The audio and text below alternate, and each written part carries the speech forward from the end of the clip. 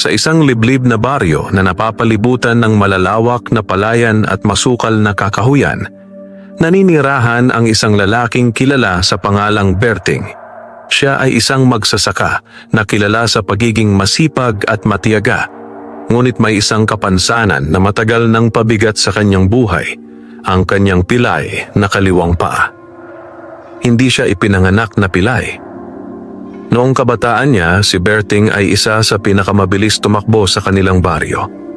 Siya ang unang sumasalubong sa ani, unang tumutulong sa kapitbahay, at huling umuuwi mula sa bukid. Ngunit nagbago ang lahat ng isang gabing maulan. Maraming taon na ang nakalipas. Habang pauwi siya noon mula sa bukid, nadulas siya sa maputik na pilapil at nahulog sa isang malalim na kanal. Malubha ang naging pinsala sa kanyang paa. Dahil sa kahirapan, hindi siya naipagamot ng maayos. Simula noon, kinailangan niyang maglakad ng may tungkod at may mabigat na hakbang. Sa kabila nito, hindi kailanman nawala ng pag-asa si Berting. Tuwing madaling araw, bago pa sumilip ang araw sa silangan, maririnig na sa kanilang maliit na kubo ang mahinang kaluskos ng kanyang paghahanda. Dahan-dahan siyang tumatayo, inaabot ang kanyang lumang tungkod at pilit na naglalakad palabas ng bahay. Mag-isa na lamang siya sa buhay. Matagal nang yumao ang kanyang mga magulang at hindi siya nagkaroon ng sariling pamilya. May mga panahong pinagtatawanan siya ng ibang tao sa baryo, lalo na ng ilang kabataang walang magawa kundi mangutya.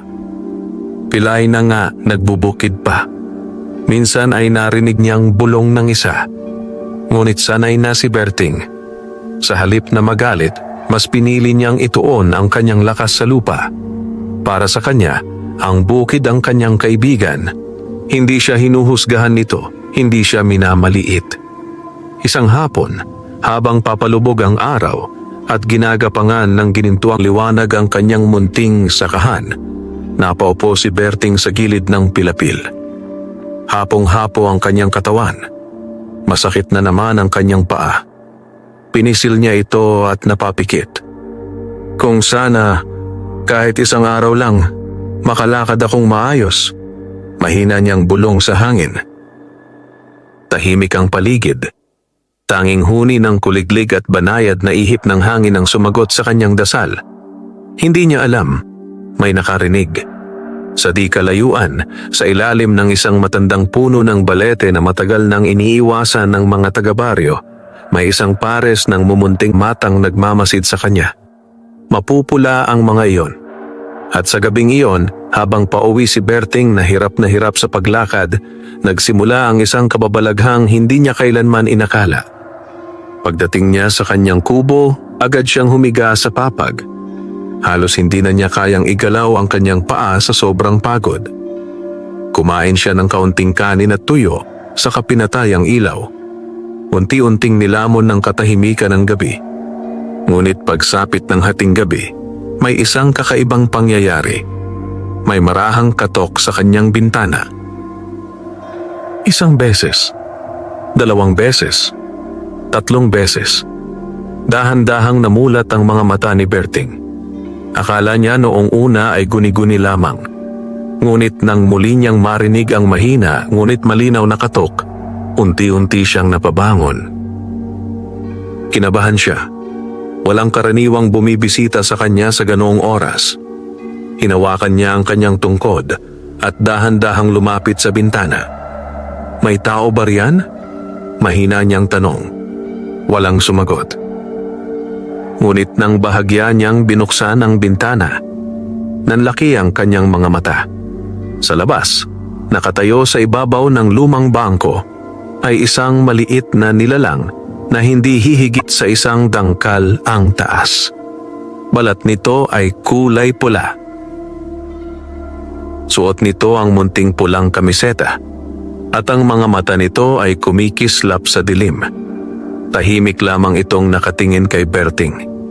Doon nagsimulang bumilis ang tibok ng puso ng pilay na magsasaka.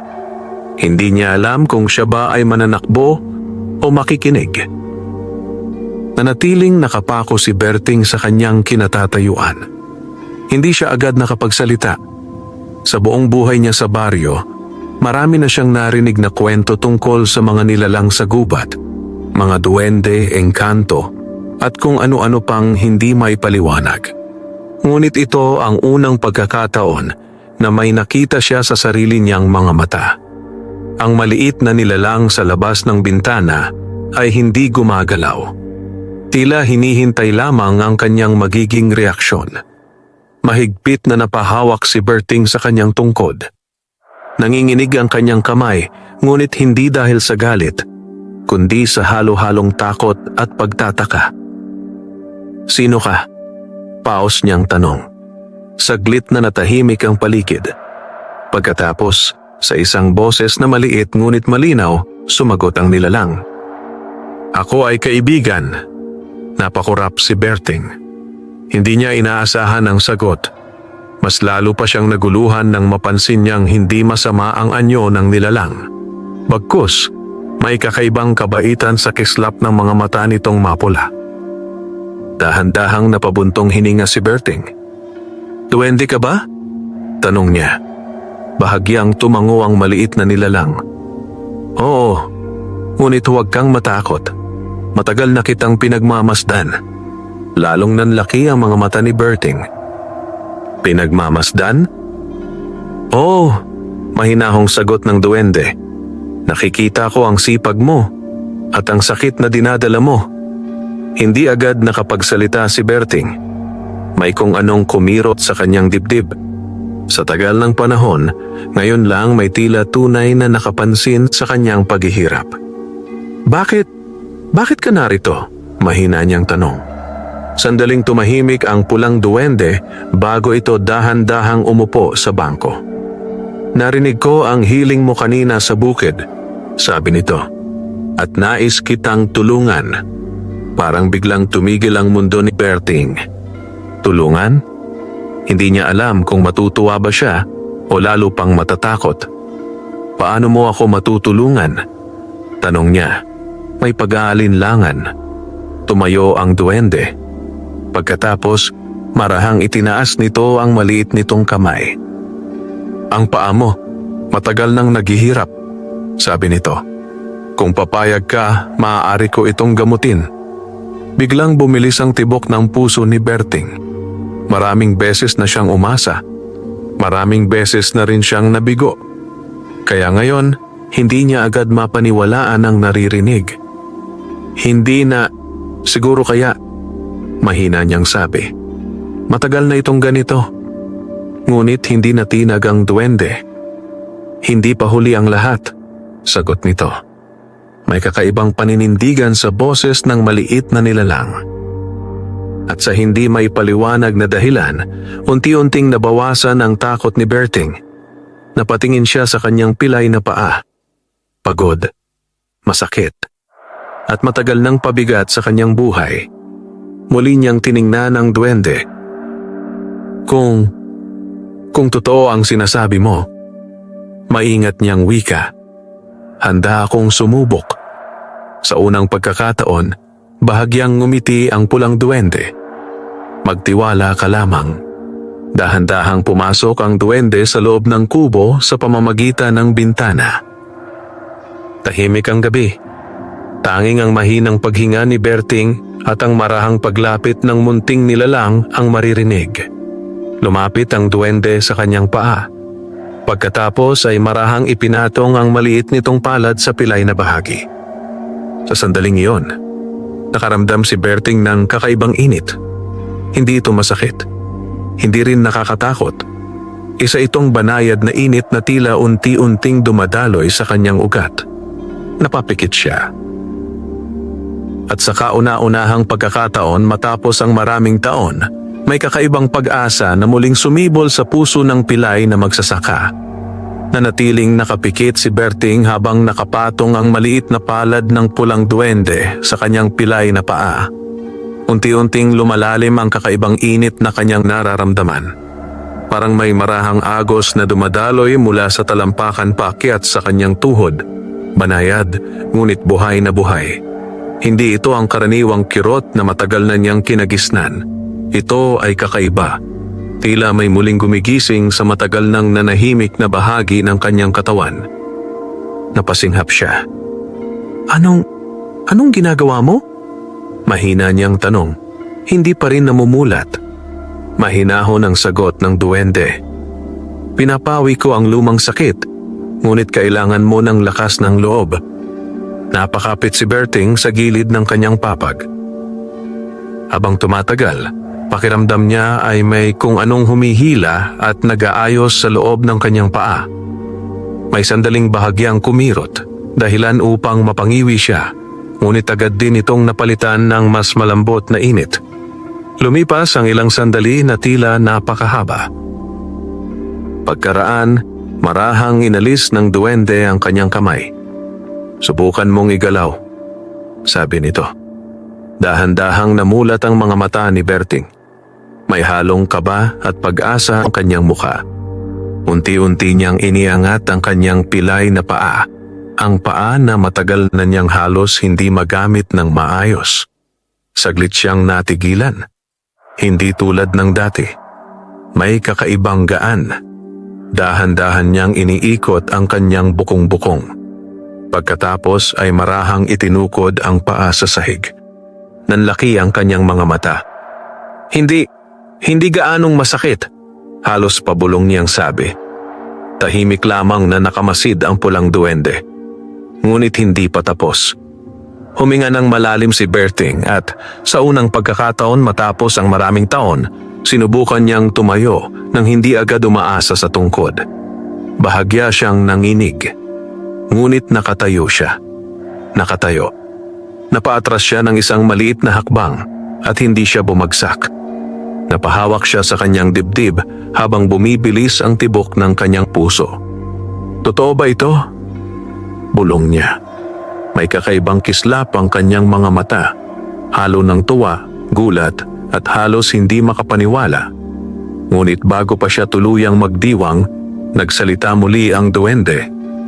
Huwag kang magmadali. Napatingin si Berting dito. Hindi pa ganap ang paggaling mo. Paliwanag ng maliit na nilalang. Matagal ang naging sugat ng iyong katawan. Kailangan itong tuluyang palakasin. Unti-unting bumalik sa pagiging maingat ang mukha ni Berting.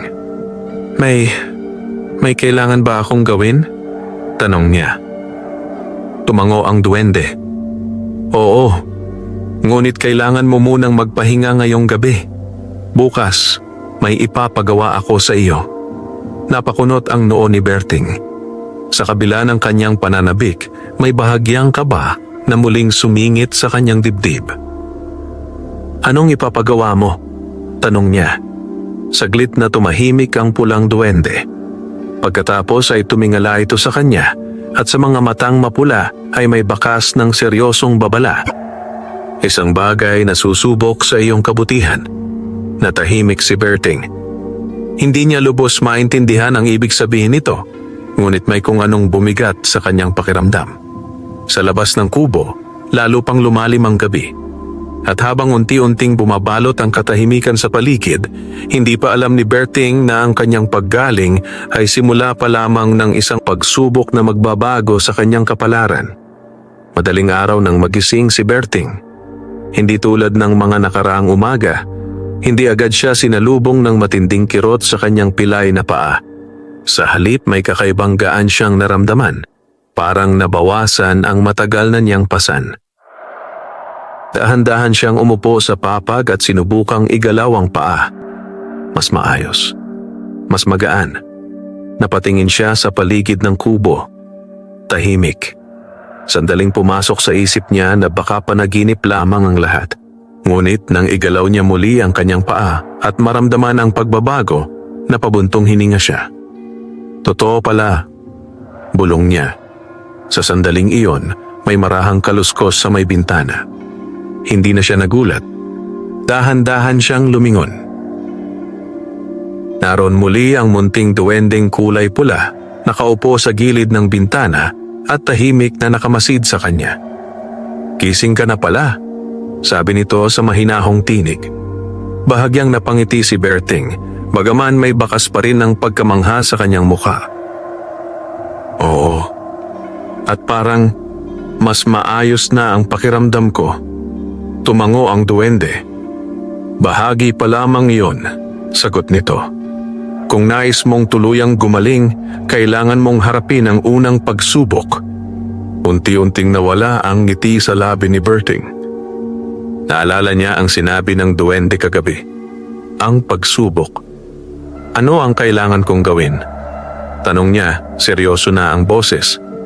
Tumayo ang pulang duwende at marahang tumalon pababa mula sa bintana.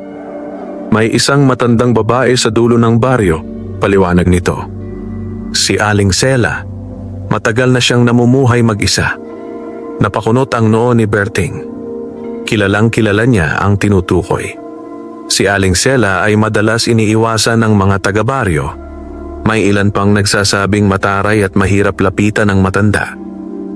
Ano ang kinalaman niya? Tanong ni Berting. Tumingala sa kanya ang duwende. 3 araw nang wala siyang sapat na pagkain. Mahinahon nitong sabi. Ngunit walang lumalapit sa kanya. Natahimik si Berting. May kung anong kumirot sa kanyang dibdib. Alam niya ang pakiramdam ng nag-iisa. Alam niya ang pakiramdam ng kinakalimutan. Ano ang gusto mong gawin ko? Tanong niya. Bagaman tila alam na niya ang sagot. Dalhan mo siya ng pagkain. Sagot ng duwende. Hindi dahil kailangan mo, kundi dahil pinili mong tumulong. Napayuko si Berting. Saglit siyang nag-isip. Ang totoo, hindi rin sagana ang kanyang buhay. Ang laman ng kanyang banga ay sapat lamang para sa ilang araw na pagkain.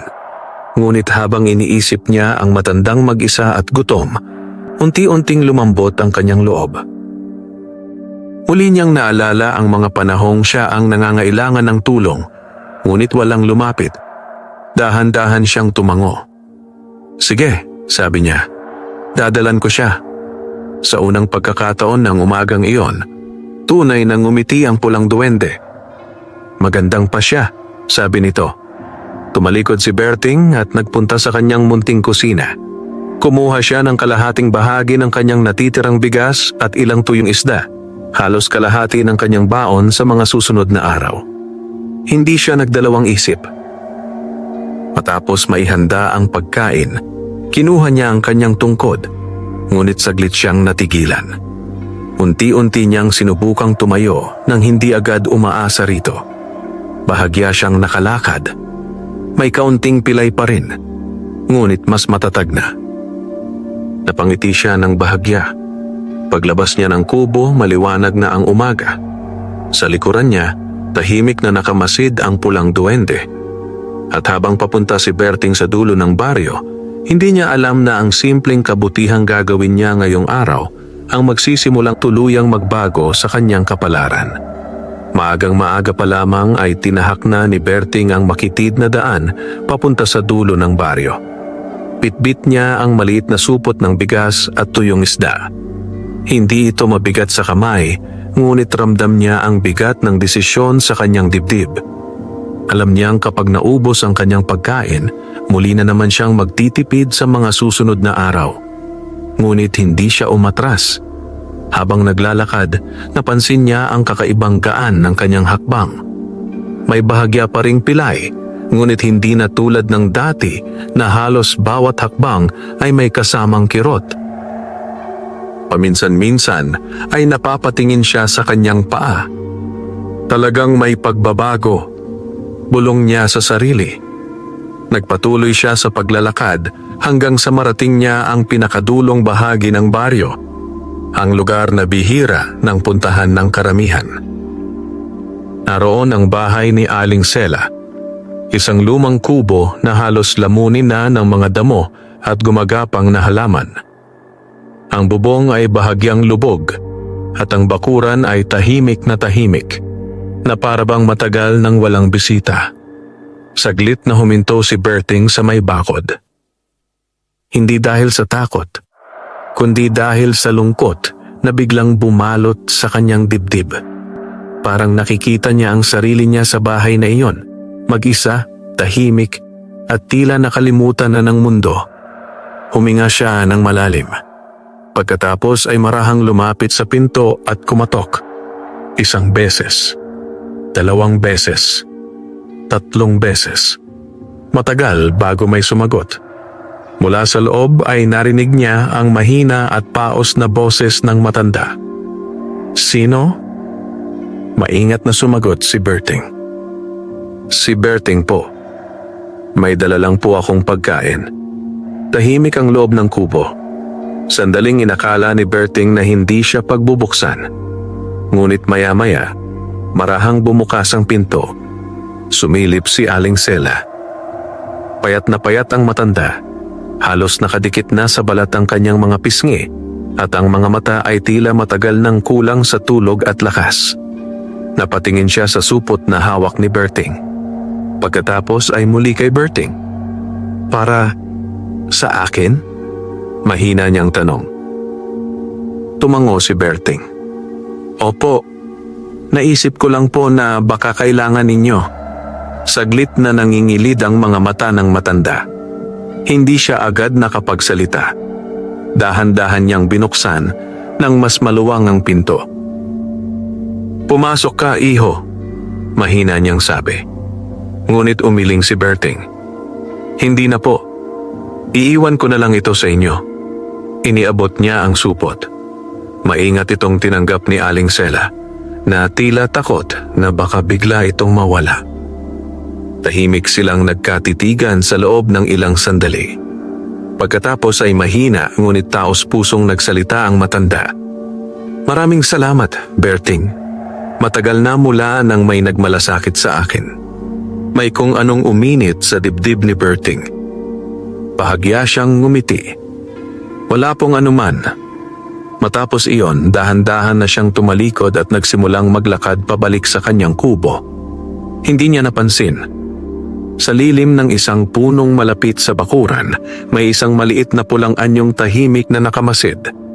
At habang papalayo si Berting, unti-unting gumaan ang kanyang hakbang.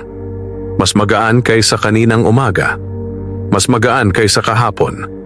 Hindi pa niya lubos na mamalayan. Ngunit ang kabutihang pinili niyang gawin ay unti-unti nang nagpapagaling hindi lamang sa kanyang paa, kundi pati sa kanyang kapalaran. Tahimik ang umaga nang makabalik si Berting sa kanyang munting kubo. Pagkapasok niya, agad siyang napaupo sa papag upang magpahinga. Hindi man niya gustong aminin, napansin niyang hindi siya gaanong napagod sa paglalakad gaya ng dati. Dati, ang ganoong layo ay sapat na upang manginig ang kanyang tuhod at sumakit ang kanyang pilay na paa. Ngunit ngayon, kakaiba ang pakiramdam. Parang may unti-unting bumabalik na lakas sa kanyang katawan. Napatingin siya sa kanyang paa at marahang inikot ang bukong-bukong. Wala ang matalim na kirot na dati niyang nararamdaman sa bawat galaw. Tila mas gumagaling nga, bulong niya. Sa sandaling iyon, may marahang kaluskos na naman sa bintana. Hindi na siya nagulat. Paglingon niya, naroon ang pulang duwende, nakaupo sa gilid ng bintana at may bakas ng kasiyahan sa mga matang kumikislap.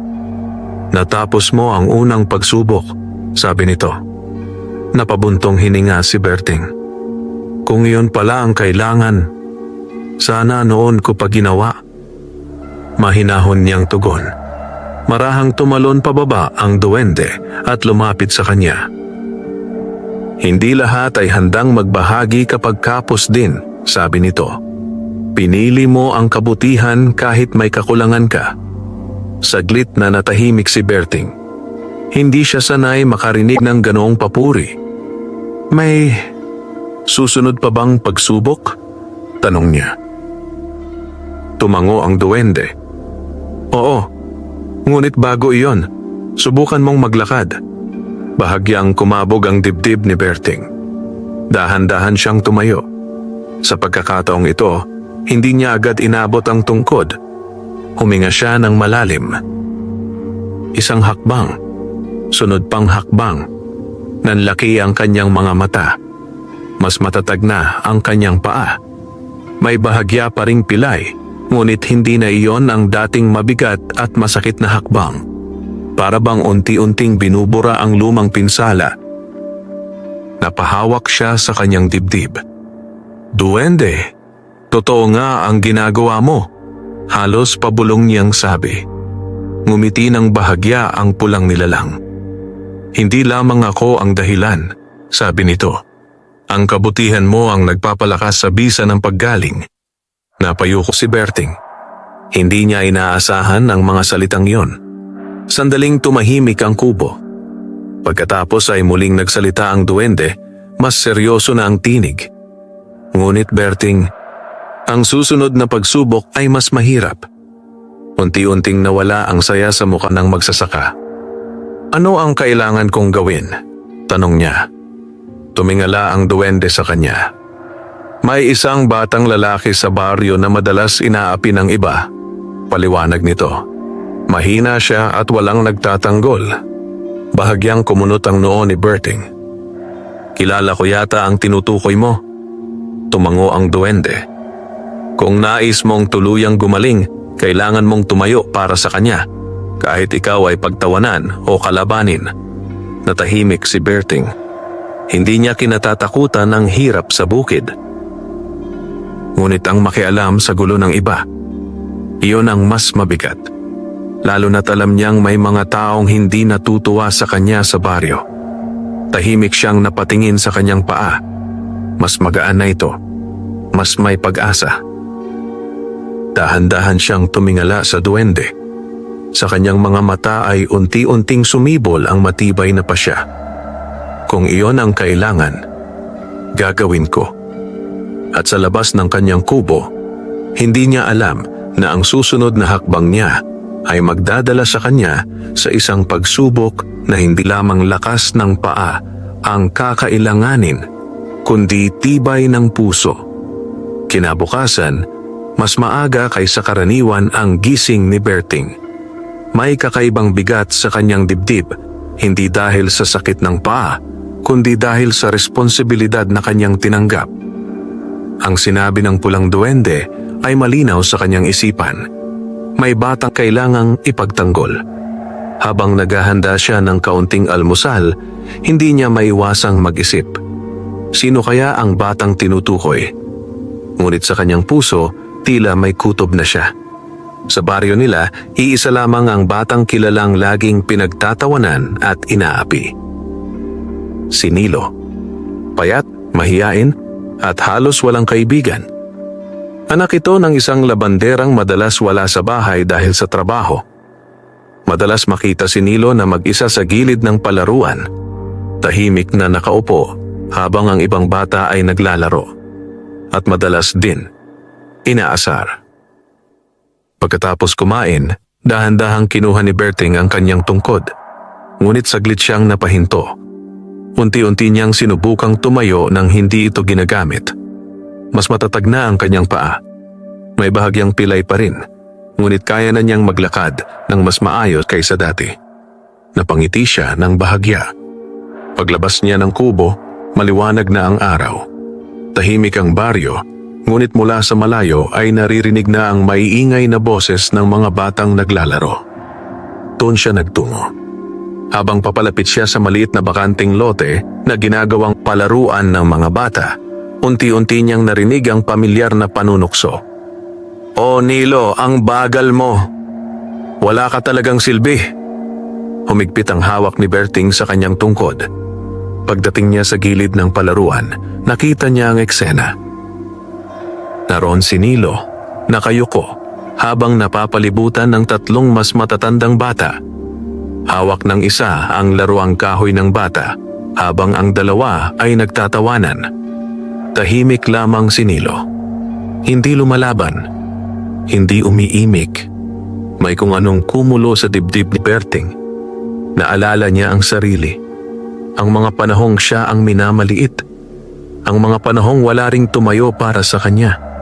Huminga siya ng malalim. Pagkatapos ay dahan-dahang lumakad papalapit. "Mga iho." Agad na palingon ang mga bata.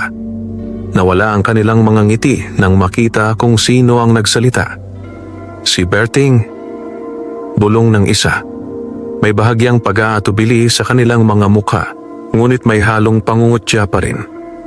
Ano po yon? Tanong ng pinakamalaki sa kanila, pilit na matapang.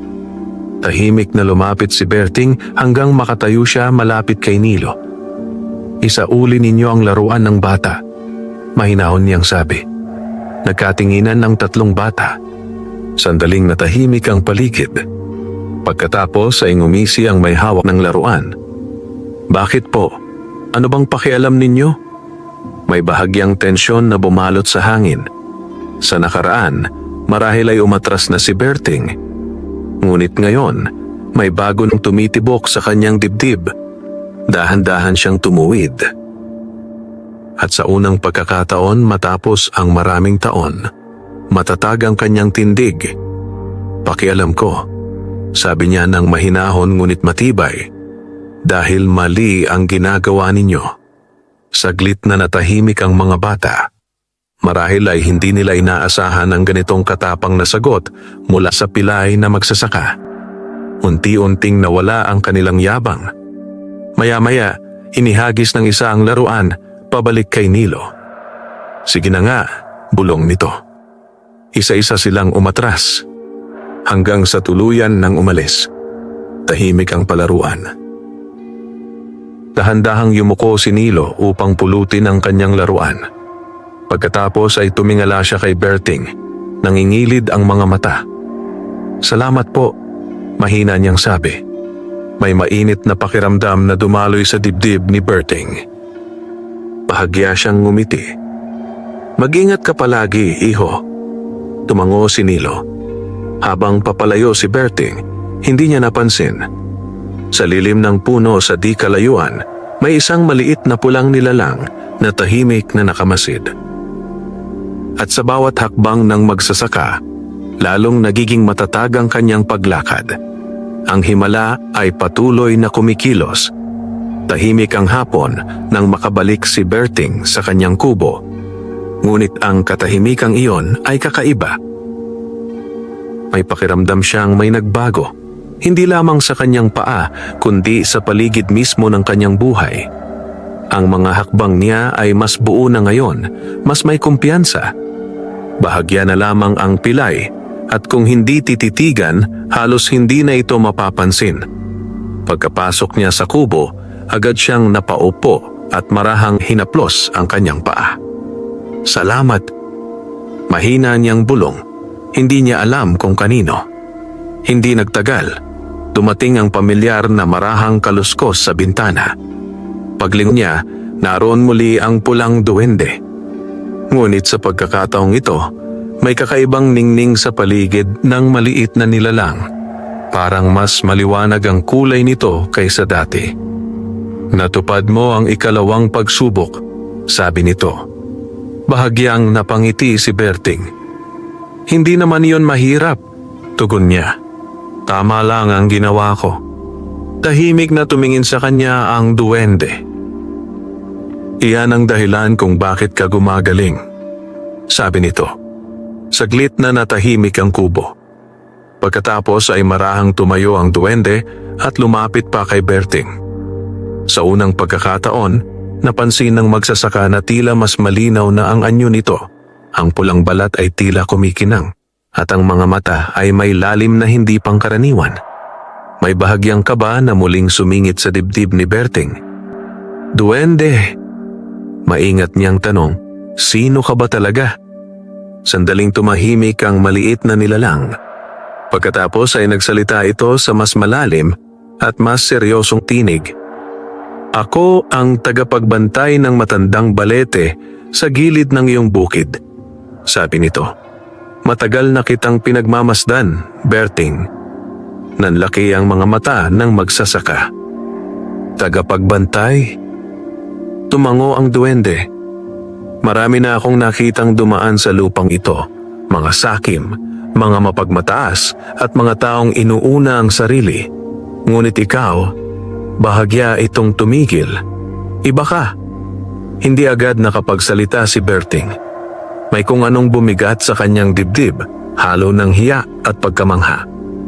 Hindi ako perpekto, Mahina niyang sabi. At iyon ang dahilan kung bakit ka karapat-dapat, tugon ng duwende. Tahimik ang hangin sa loob ng kubo. Pagkatapos ay marahang itinaas ng pulang duwende ang kanyang maliit na kamay. Panahon na para sa huling yugto ng iyong paggaling. Bahagyang kinabahan si Berting. Huling yugto? Oo, sabi ng duwende. Ngunit sa pagkakataong ito, hindi lamang paa mo ang susubukin, kundi ang iyong puso. Unti-unting naging seryoso ang mukha ni Berting. Ano ang kailangan kong gawin? Tanong niya. Saglit na tumingin ang duwende sa labas ng bintana na tila may iniisip. Pagkatapos ay bumaling muli ito sa magsasaka. Sa gabing ito, sabi nito, pumunta ka sa ilalim ng matandang balete sa iyong bukid, mag-isa. Biglang bumilis ang tibok ng puso ni Berting. Ang balete, ang punong matagal nang iniiwasan ng mga taga-baryo. Ano ang mangyayari ron? Tanong niya. Hindi agad sumagot ang duwende. Sa halip, may kakaibang lalim ang mga mata nitong tumitig kay Berting. Doon mo malalaman, marahan nitong sabi, kung hanggang saan ang tapang ng iyong kabutihan. Pagkatapos ng mga salitang iyon, unti-unting umatras ang pulang duwende patungo sa bintana. At tandaan mo, pahabol nito, huwag kang magdadala ng takot sa isang iglap. Naglaho ito. Naiwang mag-isa si Berting sa loob ng kubo. At habang unti-unting lumalalim ang dapit hapon, ramdam niyang ang gabing darating ang magtatakda ng tuluyan niyang kapalaran. Mabagal ang paggapang ng gabi sa baryo. Habang isa-isang nagsisindihan ang mga ilaw sa mga kubo, tahimik na nakaupo si Berting sa gilid ng kanyang papag. Ramdam niya ang kakaibang kabog ng kanyang dibdib. Hindi tulad ng karaniwang kaba sa hirap ng buhay, kundi isang mas malalim na pangamba na may halong pananabik. Ang matandang balete, yun ang lugar na matagal nang iniiwasan ng mga taga-baryo. Marami ng kwento ang umiikot tungkol dito, mga bulong sa dilim, mga aninong gumagalaw kahit walang hangin, at mga taong umano'y nakaramdam ng kakaiba kapag napapalapit. Ngunit ngayong gabi, siya mismo ang pupunta roon. Mag-isa. Dahan-dahan siyang tumayo. Napansin niyang mas matatag na ang kanyang paa kaysa mga nakaraang araw. Bahagya na lamang ang pilay. Ngunit hindi niya hinayaan na ang pag-asang iyon ang mangibabaw sa kanyang isip. Mas mahalaga ang haharapin niya ngayong gabi. Kinuha niya ang kanyang tungkod, ngunit sandali siyang napahinto. Unti-unti niya itong ibinaba. Huminga siya ng malalim.